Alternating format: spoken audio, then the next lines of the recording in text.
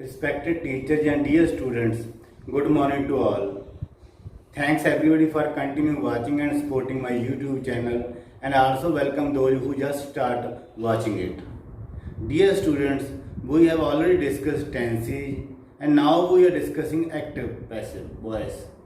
ਪਿਆਰੇ ਬੱਚਿਓ, ਅਸੀਂ ਟੈਂਸਿਸ ਆਲਰੇਡੀ ਕਰ ਚੁੱਕੇ ਹਾਂ ਤੇ ਜੋ ਹੁਣ ਅਸੀਂ ਕਰ ਰਹੇ ਹਾਂ ਉਹ ਕਰ ਰਹੇ ਹਾਂ ਐਕਟਿਵ ਪੈਸਿਵ। ਮੈਂ ਕੋਸ਼ਿਸ਼ ਕਰ ਰਿਹਾ ਕਿ ਤੁਹਾਨੂੰ ਬਿਲਕੁਲ ਸਟੈਪ ਬਾय ਸਟੈਪ ਸਿੰਪਲ ਤਰੀਕੇ ਨਾਲ ਐਕਟਿਵ ਪੈਸਿਵ ਕਰਵਾਵਾਂ। So today we are going to discuss active passive in imperative ਸੈਂਟੈਂਸਿਸ।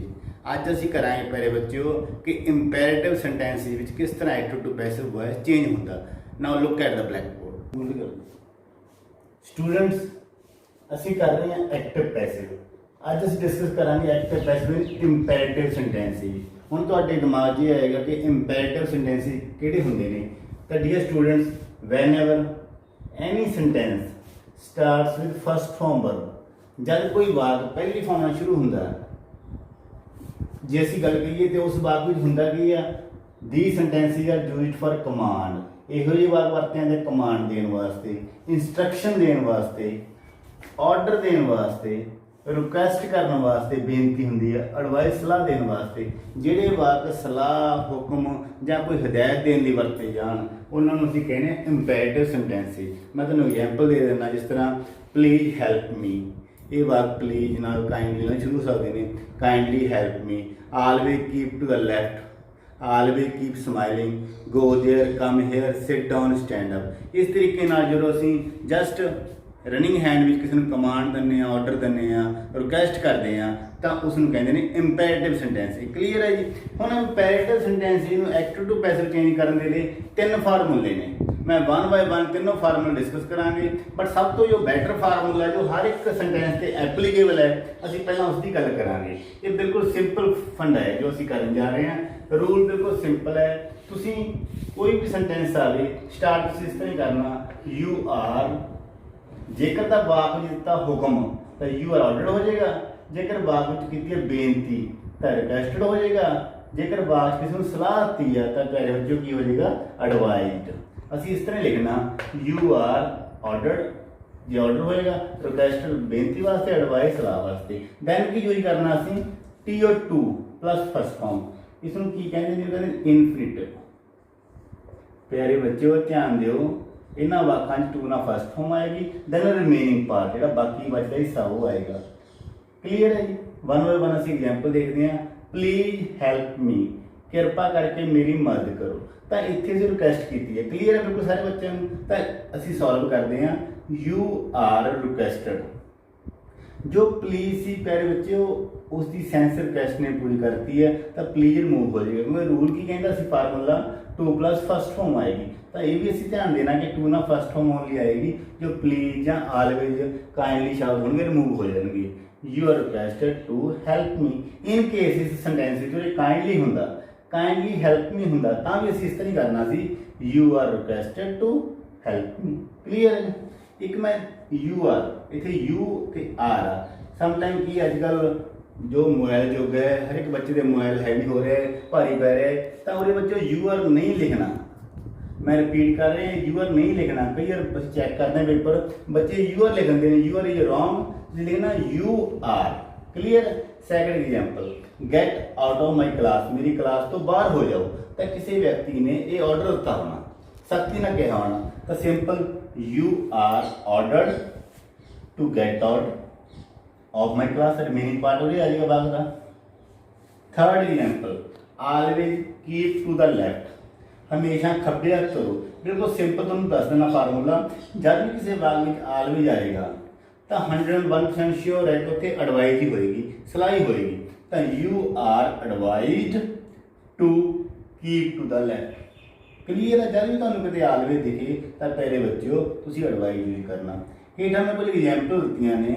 ਇਹ ਐਗਜ਼ਾਮਪਲ ਮੇਰੇ ਦੇਣ ਦਾ ਮਤਲਬ ਇਹ ਆ ਕਿ ਜਿਸ ਤਰ੍ਹਾਂ come here, go there, sit down, stand up, ਇਹਨਾਂ ਵਾਕਾਂ ਵਿੱਚ ਪਿਆਰੇ ਬੱਚਿਓ ਕੋਈ ਪਿੱਛੇ ਆਬਜੈਕਟ ਨਹੀਂ ਆਇਆ। ਤਾਂ ਜਿਨ੍ਹਾਂ ਵਾਕਾਂ ਵਿੱਚ ਆਬਜੈਕਟ ਨਹੀਂ ਆਏਗਾ ਉਹਨਾਂ ਵਾਕਾਂ 'ਚ ਵੀ ਇਹ ਫਾਰਮੂਲਾ ਐਪਲੀਕੇਬਲ ਹੋਏਗਾ। ਬਟ ਜਿਹੜੇ ਆਪਾਂ ਦੋ ਫਾਰਮੂਲੇ ਨੈਕਸਟ ਕਰਾਂਗੇ ਉਹ ਫਾਰਮੂਲੇ ਇਹਨਾਂ ਵਾਕਾਂ ਦੇ ਐਪਲੀਕੇਬਲ ਨਹੀਂ ਹੋਣਗੇ। ਇਸੇ ਲਈ ਮੈਂ ਪਹਿਲਾਂ ਸਿੰਪਲ ਤਰੀਕਾ ਸਿਖਾਉਣਾ ਬੱਚਿਆਂ ਨੂੰ। ਇਹ ਤਰੀਕਾ ਹਰ ਇੱਕ ਸੈਂਟੈਂਸ ਤੇ ਐਪਲੀਕੇਬਲ ਹੋਏਗਾ। ਜਿਸ ਤਰ੍ਹਾਂ ਕਮ ਹੇਅਰ ਇੱਥੇ ਆਓ ਤਾਂ ਆਪਾਂ ਇਸ ਨੂੰ ਰਿਕੁਐਸਟ ਵੀ ਕਰ ਸਕਦੇ ਹਾਂ, ਆਰਡਰ ਵੀ ਕਰ ਸਕਦੇ ਹਾਂ। You are requested to come here, go there ਇਹ ਵੀ ਸੇਮ ਆ, you are requested to go there. ਇਹ ਤੁਹਾਡੀ ਸੈਂਸ ਹੈ, ਤੁਸੀਂ ਇਸ ਨੂੰ ਰਿਕੁਐਸਟ ਕਰਨੀ ਆ ਕਿ ਆਰਡਰ ਕਰਨੀ ਆ, ਦੋਨੇ ਕਰੈਕਟ ਨੇ, both are correct. Sit down, ਹੁਣ ਦੇਖੋ ਜੇ ਅਸੀਂ ਕਿਸੇ ਵੱਡੇ ਨੂੰ ਰਿਸਪੈਕਟ ਨਾਲ ਕਹਿੰਦੇ ਤਾਂ you are requested to sit down ਕਹਿ ਸਕਦੇ ਹਾਂ। ਜੇਕਰ ਕੋਈ ਟੀਚਰ ਬੱਚੇ ਨੂੰ ਜੋ ਸ਼ਰਾਰਤ ਕਰ ਰਿਹਾ ਉਸ ਨੂੰ ਸਖਤੀ ਨਾਲ ਕਹਿ ਰਿਹਾ, ਅਸੀਂ ਕਹਿ ਸਕਦੇ ਹਾਂ you are ordered to sit down, you are ordered to stand up. Clear ਹੈ ਜੀ, ਇਹ ਫਾਰਮੂਲਾ ਇਹਨਾਂ ਵਾਕਾਂ ਦੇ ਐਪਲੀਕੇਬਲ ਆ। ਸੈਕਿੰਡ ਗੱਲ ਕਰਦੇ ਹਾਂ ਅਸੀਂ, ਜਦੋਂ ਕਿਸੇ ਵਾਕ ਵਿੱਚ ਵਰਬ ਪਲੱਸ ਆਬਜੈਕਟ ਹੋਏਗਾ, ਆਬਜੈਕਟ ਮੈਂ ਰਿਪੀਟ ਕਰ ਰਿਹਾ, ਆਬਜੈਕਟ ਹੋਏਗਾ ਤਾਂ ਇਹ ਫਾਰਮੂਲਾ ਐਪਲੀਕੇਬਲ ਹੋਏਗਾ। ਜਿੰਨਾ ਵਾਕਾਂ ਵਿੱਚ ਆਬਜੈਕਟ ਨਹੀਂ ਹੋਏਗਾ, ਜਿਸ ਤਰ੍ਹਾਂ ਹੁਣ ਆਪਾਂ ਐਗਜ਼ਾਮਪਲ ਦੇ ਕੇ ਹਟੇ ਹਾਂ ਕਮ ਹੇਅਰ ਗੋ ਦੇ, ਉੱਥੇ ਇਹ ਫਾਰਮੂਲਾ ਐਪਲੀਕੇਬਲ ਨਹੀਂ ਹੋਏਗਾ। ਤਾਂ ਬਿਲਕੁਲ ਸਿੰਪਲ, ਅਸੀਂ ਲੈਟ ਨਾਲ ਵਾਕ ਸਟਾਰਟ ਕਰਨਾ, ਜੋ ਆਬਜੈਕਟ ਪਿੱਛੇ ਹੋਏਗਾ ਉਹ ਸੇਮ ਆਬਜੈਕਟ ਲੈਟ ਦੇ ਪਲੱਸ ਆ ਜਾਏਗਾ, ਦੈਨ ਬੀ ਆਏਗੀ, ਦੈਨ ਜੋ ਵਰਬ ਦੀ ਫਸਟ ਫਾਰਮ ਸੀ ਉਹਦੀ ਬਣ ਜਾਏਗੀ third farm. Clear. Open the door, light the door, B-E-B, third form open is opened. Switch on the light, let the light be switched on. Help the poor, let ਤਰੀਕੇ ਨਾਲ ਬਣਿਆ let the poor be helped। ਆਹ ਤਰੀਕਾ ਜੋ ਅਸੀਂ ਪਹਿਲਾਂ ਕਰ ਚੁੱਕੇ ਹਾਂ ਉਹਦੇ ਤੇ ਲਾਗੂ ਹੋਏਗਾ help the poor ਤੇ you are advised, ਤੁਹਾਨੂੰ ਸਲਾਹ ਦਿੱਤੀ ਜਾਂਦੀ ਹੈ ਟੂ ਹੈਲਪ ਦਾ ਪੂਰ। ਇਸ ਤਰੀਕੇ ਨਾਲ ਬਣਾ ਸਕਦੇ ਹਾਂ ਆਪਾਂ, ਇਹਨਾਂ ਵਾਕਾਂ ਨੂੰ ਵੀ ਸੋਲਵ ਕਰ ਦਿੰਦੇ ਹਾਂ। Switch on the light, light ਨੂੰ ਸਵਿਚ ਔਨ ਕਰ ਦਿਓ। ਮੈਂ ਕਿਸੇ ਨੂੰ ਆਰਡਰ ਵੀ ਦੇ ਸਕਦਾ, ਜੇਕਰ ਮੈਂ ਸੀਨੀਅਰ ਨੂੰ ਕਹਿ ਰਿਹਾ ਤਾਂ ਮੈਂ ਰਿਕੁਐਸਟ ਵੀ ਕਰ ਸਕਦਾ।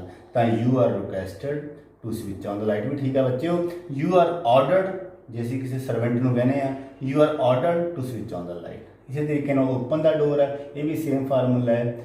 ਇੱਕ ਤਾਂ ਲਾਈਟ ਵਾਲੇ ਤਰੀਕੇ ਨਾਲ ਅਸੀਂ ਕਰ ਚੁੱਕੇ ਹਾਂ, ਇੱਕ ਜੋ ਤਰੀਕਾ ਪਹਿਲਾਂ ਸਿੱਖ ਚੁੱਕੇ ਹਾਂ you are ordered to open the door. Clear.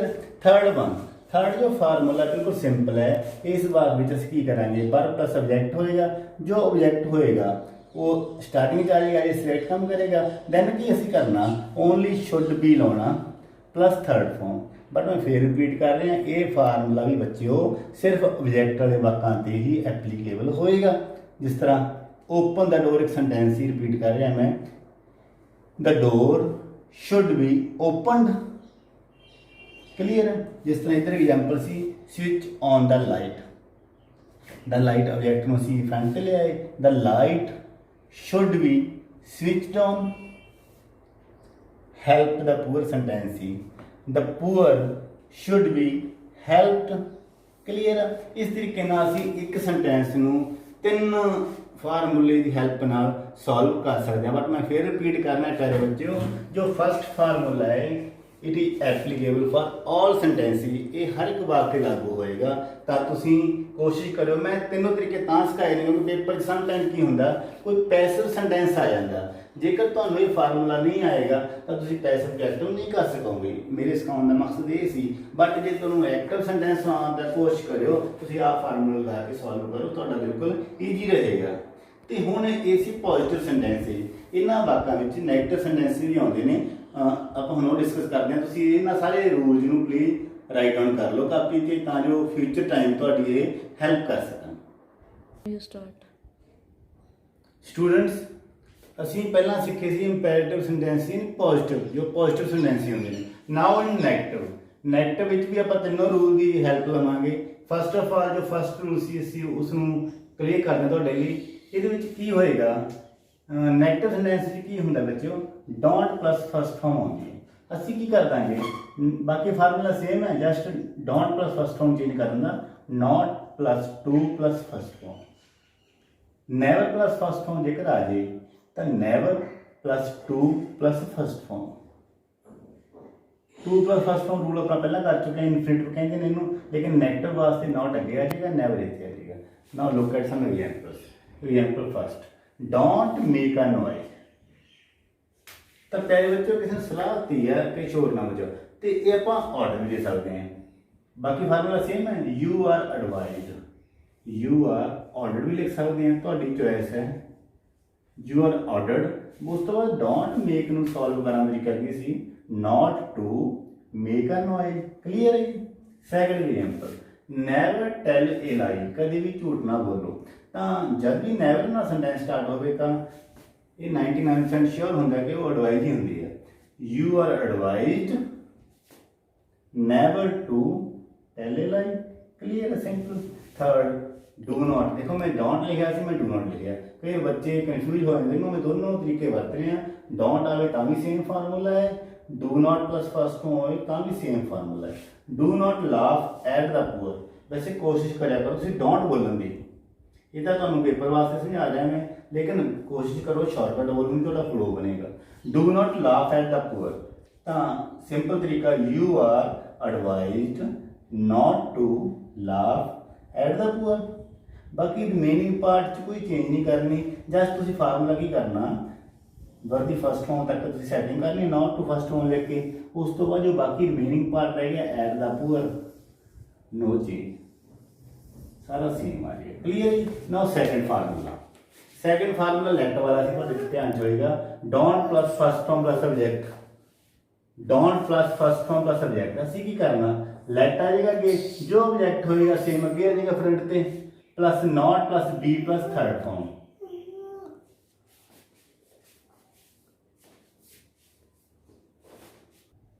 Student second फार्मूले की गल कर रहे थे, मैं रिपीट कर रहे हैं। Don't plus first form plus subject आएगा, असी लेट आप यूज करके जो ऑब्जेक्ट सी वो आफ्टर लेट आ जाएगा, then not plus be then third form.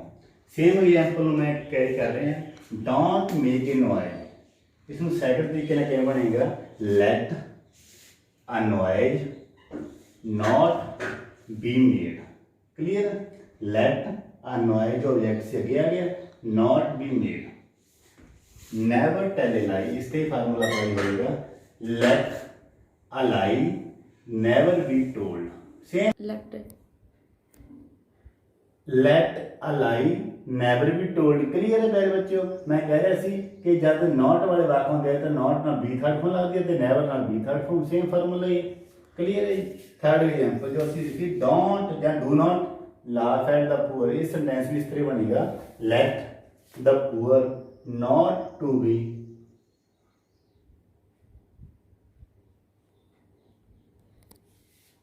Late the poor.